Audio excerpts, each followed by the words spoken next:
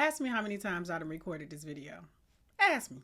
Don't ask me because I don't even want to talk about it. Anyways, hey loves, welcome back to Day Spills Tea. I, of course, am the lovely Day.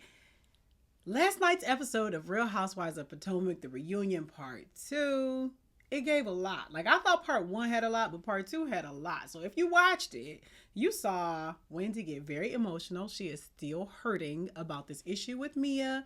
You saw Robyn continue to just look like a liar.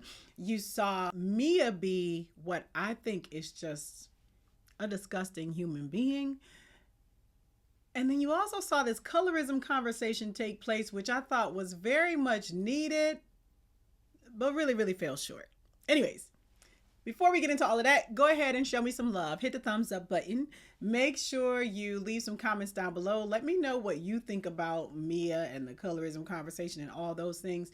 If you haven't subscribed already, go ahead and do that. Ring the bell, all of that kind of stuff. And if you already subscribed, thanks for rocking with your girl. Okay, let's go. So at the beginning of the episode, you have Candace is still going in about this dwindling uterus, which I have my thoughts on that comment. I'll just let that girl be great. But she's still upset with Gizelle about the issues with Chris. And Andy is asking what it is that Chris did to Gizelle. And Gizelle is like, he made me feel uncomfortable. And I feel like she's irresponsible for saying that. And I feel like she's intentionally causing harm in saying that. And I'm not going to say that she didn't feel uncomfortable. But what I am going to say is that he is not at fault for you feeling uncomfortable, in my personal opinion. He did not make you feel uncomfortable. The situation may have made you feel uncomfortable. But the way it was presented to us, you two grown adults agreed to go to a hotel room. Okay? Your hotel room. Whether you thought people were going to be there or not. You agreed to go to your hotel room with this man. And when you got there, it wasn't the situation you expected. And at that moment, you were equally as capable as he was to say, oh, you know what? It ain't even nobody up here. Let's go back downstairs. But because you two agreed to continue the conversation there, and I know some of y'all women are not going to like that I'm saying this, it's not his fault that you felt uncomfortable. You have been to his home many times. He has cooked you meals many times. He is thinking that you are someone of a friend. He did not know he was making you uncomfortable, and you didn't tell him. So I think it's wrong to continue saying he made me feel uncomfortable. No, you were in an uncomfortable situation, and I think that's different. Anyways, so Candace is going in. She's upset that Gizelle waited months after this issue happened to save it and bring it onto camera, which we all acknowledge that that's exactly what she did. Gizelle just stopped. She's like, okay, I'm over it. I quit. Because she already knows she doesn't have any legitimate reason for this. But Mia decides that she's going to chime in and is sitting up there talking about he treated Gizelle inappropriately. That's not even what happened. So be quiet. Candace tells her to shut up, which was like listening to two little kids talking or whatever. But I'm thinking like, Mia, why are you chiming in here? Why are you trying to defend Gizelle, who a few minutes ago sat up here and accused you and your husband of embezzling money? She essentially said that the reason y'all lost y'all business is your fault because y'all was embezzling money. It's a felony. She accused you of a felony a few minutes ago. And here you are defending her. Make it make sense, because I don't get it. Anyway, so Andy goes on to ask Ashley about Deborah, which I felt like they glossed over this a little too quickly for my taste, because this to me was a huge part of the season. So Ashley is just like, well, the footage doesn't align with what Deborah told me, and Deborah's never lied to me. You don't even hardly know Deborah. You just met Deborah like a year and a half ago. You don't even hardly know her. Okay, so that's first. And second, Andy just kind of let it go and moved on to talking about Happy Eddie, which he also glossed over. But here's my thing. Deborah's so-called defense was that Chris's lips didn't match his words in the footage. Girl, stop lying. So, Andy, you're going to sit up here and let her call production liars? You're going to let her sit up here and say that production is lying on her? Like, why did we gloss over that so quickly? Why did we gloss over the fact that we know that Ashley brought this girl on here to do this and try and destroy this happy home? Like, hold Ashley accountable for this. I don't know why we just kind of glazed over that. I felt like it deserved a little more attention. Anyway, so then Andy moves on to Candace's live that Robyn played at the dinner table. And Robyn continues to just be this awful, awful person. She admitted that she didn't watch the whole live, and she says that some blogger sent it to her and she only saw the parts where Candace was speaking negatively and not positively about her. But then she says, but why are you mad that I shared your words at the dinner table? Okay, A, it was at the dinner table. We're supposed to be enjoying dinner. B, there was just this big old fight between two other people in our party, and you're trying to cause more drama, trying to make the whole squad mad at me. Like, intentionality is everything, Robyn. Why did you play it at the dinner table? Huh? You played it at the dinner table because you wanted people to be mad at her. You wanted there to be a fight. So why are you acting surprised that she was hurt by it or upset by it? There's always this, well, I don't know why you're upset. What did I do wrong? I don't get it. Like, this is all the time. And then Robyn has the nerve to sit up there and say, you get mad because stuff happens on camera. Everything we do should be on camera. Girl, stop. You didn't just say that. So, of course, the reunion was recorded before we found out that Juan had went to the hotel and paid for the receipt for the girl staying at the hotel, but supposedly didn't go in the hotel with the girl. Whatever. We all know that there was all these shenanigans happening in her life that she made sure were not on camera. She waited till the cameras were down and announced it and then tried to get y'all to pay for it. And if you paid for that information, I'm personally laughing at you. No way in hell would I have paid for that. No way in hell. Andy glossed over that too fast to me too.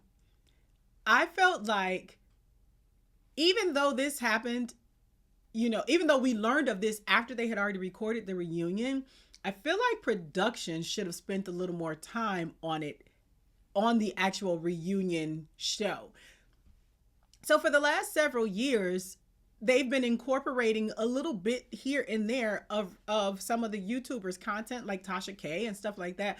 I felt like it would have been a perfect time to show some YouTuber footage talking about the fact that Robyn hid this and then tried to put it behind a paywall on her own.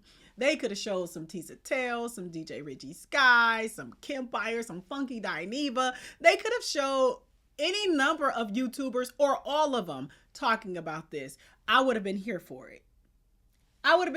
Just some quick little snippets of everybody going in on the fact that you kept this off camera. Carlos King, but they're probably not about to do that. But anyways, yeah, because it just, you saying one thing and you're doing another thing, which is what you always do. It's called living a dishonest lifestyle. Anyways.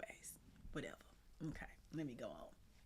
Anyways, so Andy was throwing a little shade at Karen. He seemed to have a little, I don't know. He didn't seem to be too pleased with Karen. He introduced Gizelle's package, but made it mostly about throwing shade at Karen. And I found that to be very interesting. And so, he says that Gizelle threw a Sweet 16 party and a live show, but your friend Karen threw we don't know what or whatever. I don't know about you, but from what I saw, Karen's show looked successful. I don't know how big her crowd was compared to the Reasonably Shady live crowd, but I know her audience seemed entertained. Nobody was sleeping. Nobody was forced to try and do terrible TikTok dances. So I don't know what the shade was there. In all fairness, he threw a little shade at Gizelle too, talking about if she and Jason are still together, next year, because we all know Gizelle don't be keeping no men. And it's possible that she doesn't keep them because she doesn't want them. Who knows? I don't know. But I felt like he was intentionally being shady there. Whatever. So then he asked Gizelle about her surgery. And she wanted to stop talking about it. And he made her continue talking about it. And maybe a lot of people really enjoyed this segment. I didn't. surgery is so serious, and I'm sad that she had to have those complications. I feel so bad that her daughters were at home worried if their mom is coming home. That is horrible. But I'm so glad that she came out all right. But I didn't need it on the reunion. I wasn't that interested. And I feel like there's been so many other moments where we would have loved for Andy to press her to talk, and he didn't. And this wasn't the one that I needed him to press her to talk on. I just I didn't need that. So it's whatever. But we're glad that Gizelle is doing well after her surgery. So he asked Mia about why she threw the drink at Wendy. And in true Mia fashion, her answer just really didn't make sense. It was a bunch of goobly goop and garbly garb. And so she's talking about how Wendy kept talking and all of this. And Andy is like, well, it looked like you were kind of making something out of the Peter situation, trying to make it a big deal, which she was. Wendy was sitting there eating her food, minding her business, and you jumped in asking her questions and then didn't like her answers and threw a drink in her face. That's literally what happened. And so she's like, well, I was trying to talk business. Girl, listen, okay. I was trying to talk business and she started talking threesomes. No, she started talking crazy after you threw a drink in her face and she was pissed off and humiliated and embarrassed. So like it's not like you were just chilling and she started coming for you. So Andy is asking Robyn why she was calling Wendy the antagonist, and Robyn, in true Robyn form, lied. She went to talking about how she was trying to protect Wendy and she didn't want Wendy fighting on TV. And I said, if you don't want to fight, no, honey, listen, we're not stupid. We're watching. We see you. We're watching. Like we're not stupid at all. You were not trying to protect Wendy. You were not trying to keep her from fighting. Even the things that you said in the unseen footage that they showed did not support that you were trying to keep her from fighting. It only supported that you were telling her that she was the cause of the fight, and she was not. No matter how much Wendy talked, Mia had no right to physically assault her, whether it be with a drink, her fist, her hand, or her purse. No right. Like, this is crazy to me. And then Robyn starts to try and blame it on Karen. And she's like, well, Karen would have been the perfect person to say, Wendy stopped, Mia stopped. But instead, she tried to excuse herself. Robyn, you didn't do any better than Karen. What does Karen have to do with it? You're a whole grown adult. You were sitting there recording. Why were you talking to Wendy, period, when Mia was the aggressor? The only thing you all should have been doing is addressing the aggressor. But instead, Mia was able to sit back down, hair messed up, lipstick smudged, nail broken, and act like nothing ever happened. Because y'all ain't care. That was a mess. And you were calling her antagonistic while you were antagonizing her while she was being victimized. Terrible. And you really should be ashamed.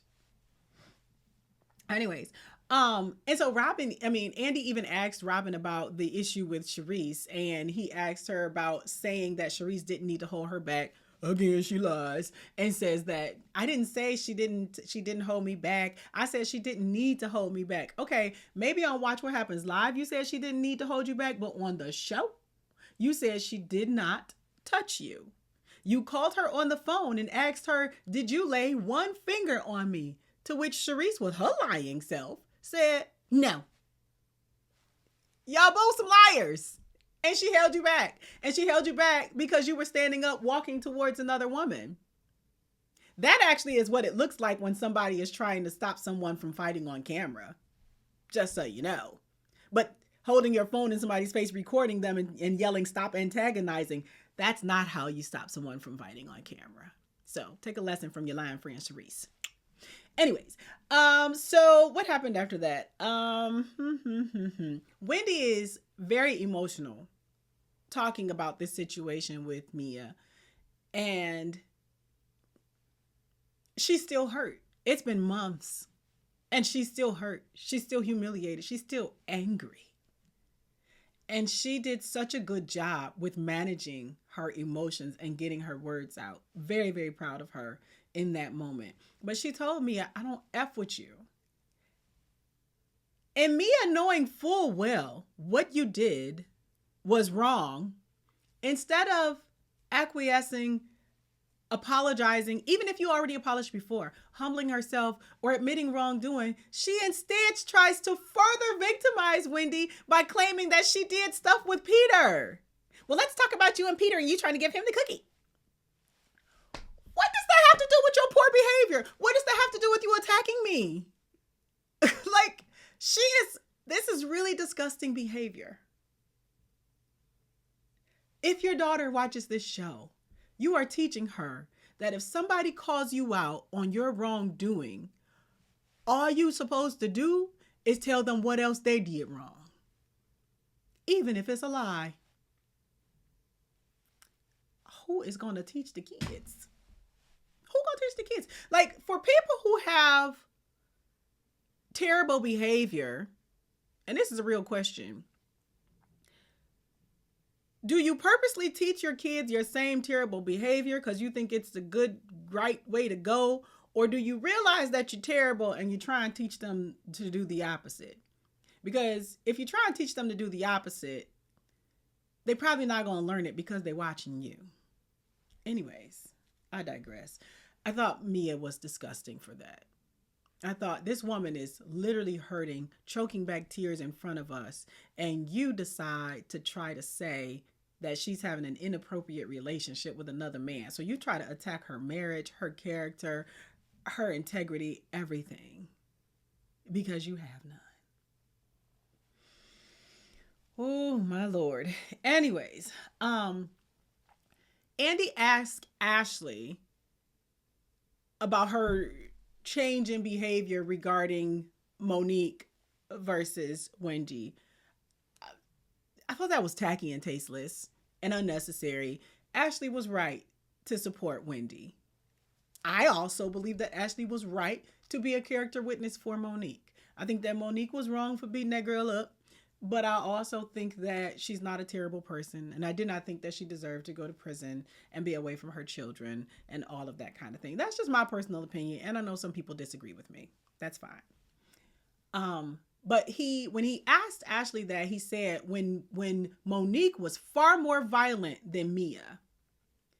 That's the part that made me upset, because it's not true. And then Gizelle chiming in and supporting and co-signing what he said further pissed me off. So Gizelle was like, well, Monique beat up Candace, but all Mia did was throw a drink. That's not true. Okay?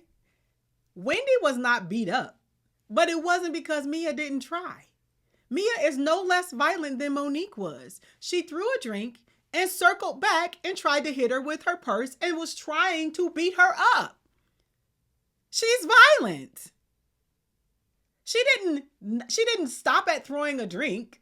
Not that that was okay either, but she didn't stop at throwing the drink. She literally tried to do the same thing that Monique did do to Candace. She simply wasn't able to because this time security was ready. That's the difference. Oh, and she's light-skinned. Only two differences. Security was there and she's light-skinned. And in my opinion, this is more so where the colorism conversation could have been addressed. So they bring up the colorism conversation, and I appreciate that they tried to have it. I would have preferred to see Wendy lead the conversation. I appreciate what Candace was trying to do, but I don't think she used the strongest examples of colorism that we've seen throughout the season. So Candace was saying that, they say that I'm emotional when Robyn has been emotional and, this and this and that. And, the thing is that, people see Candace as emotional because she literally sheds tears more frequently than some of the other ladies, and people equate tears with emotions. But there have been far more poignant examples. Monique and Mia, case in point. Gizelle hired security after the Monique situation. She said she was afraid to be in the room with her. But she was not afraid to be in the room with Mia. Why is that? She said, because I don't like Wendy. But you not liking Wendy doesn't change what you witnessed Monique be capable of and what you witnessed Mia be capable of. The only difference is skin tone. That would have been a much more powerful example than, people say that I'm emotional and Robyn can be emotional too. Or you even could have used Wendy versus Robyn. Wendy has been known as being aggressive. I believe that I personally have at some point called her aggressive. And I have to kind of reevaluate why that was. Was she truly aggressive, or was I experiencing some level of colorism in my speech?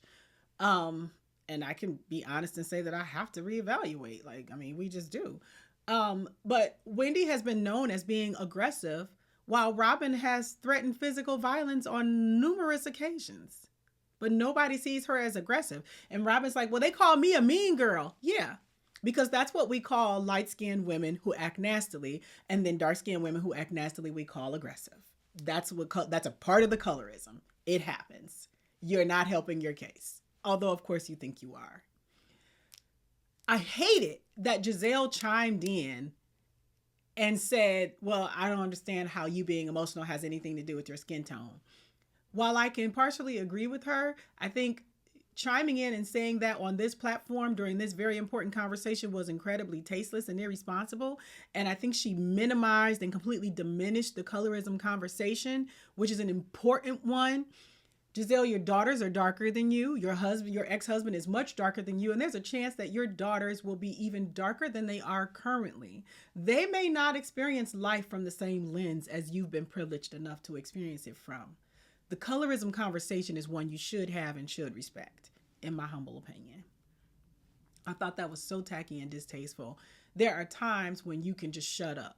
Give your jowls a rest. Let them just hang and chill. You didn't have to speak. Oh, I'm sorry, y'all. I said it is out there. I didn't like that. That made me upset. Anyway, so then Jacqueline comes out, and I'm really interested to see what happens in part 3 between Jacqueline and Mia, because Jacqueline seemed like she came out like ready to fight. She seemed like her gloves are off already. And I felt like Mia, and y'all tell me if y'all saw this too, but I felt like Mia was kind of trying to minimize their beef and trying to get back cool just a little bit. I think that she sees what she may have lost in Jacqueline's family. Maybe not so much in Jacqueline herself, but I do feel like she sees what she may have lost in Jacqueline's family. And she kind of minimized it, saying, like, we fight like this all the time. We fought worse than this.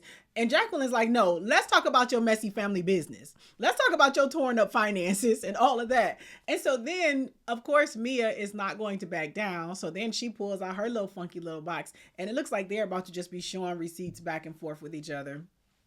It's going to be a mess. It's going to be embarrassing. I can tell you that already. It's going to be an embarrassing mess. I'm interested to see what Jacqueline has in her folder. Not as interested to see what Mia has in hers, because Mia don't have the time to even know what's going on. Whatever receipts she had, they probably don't even make sense. I'm serious. Anyways, yeah, so that's all I got. The episode kind of stressed me out. I didn't like Mia's behavior. I didn't like Gizelle's behavior. Robyn. Anyways, so I did enjoy it, but it did stress me out. But I want to know what you all thought about Mia trying to bring up this Peter and the cookie business instead of just apologizing for being terrible. And what did y'all think about the colorism conversation? Did it hit the mark? Was it helpful? What do you think? Anyways. Thanks so much for watching. I sure hope I got it all on camera this time.